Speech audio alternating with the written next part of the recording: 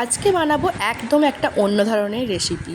তো নিয়েছি কিছু পরিমাণে গাঁধাল পাতা। গাঁধাল পাতাগুলোকে ভালো করে ধুয়ে নিয়েছি, আর তারপরে নিয়েছি তোমার মুসুর ডাল। মুসুর ডালটাকে আমি মোটামুটি 1 ঘন্টা মতো ভিজিয়ে রেখেছিলাম জলের মধ্যে। বেশিক্ষণ ভেজানোর কিন্তু প্রয়োজন নেই।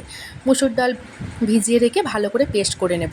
তারপরে তো দেখো গাঁধাল পাতাটাও কিন্তু আমাকে পেস্ট করে নিতে হবে। খুব একটা মিহি পেস্ট কিন্তু আমি বানাবো না, একটু খচখচে টাইপের কিন্তু গাঁধাল পাতাটাকে আমি পেস্ট করব।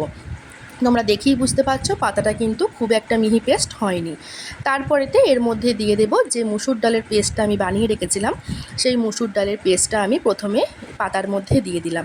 তারপর এখানে কিছু গুঁড়ো মশলা অ্যাড করব।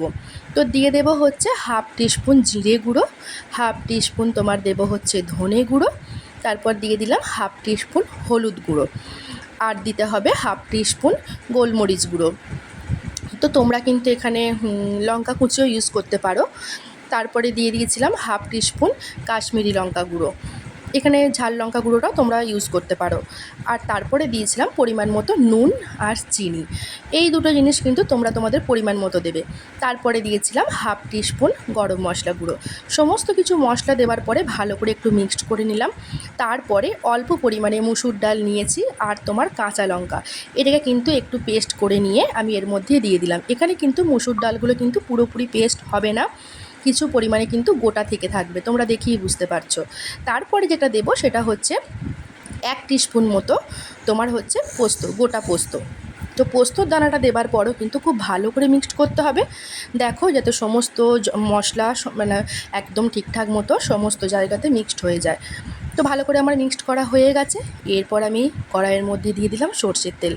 যে কোনো বড়া বা এই সমস্ত জাতীয় জিনিস কিন্তু তোমার সর্ষের তেলে ভাজলেই বেশি টেস্টি হবে।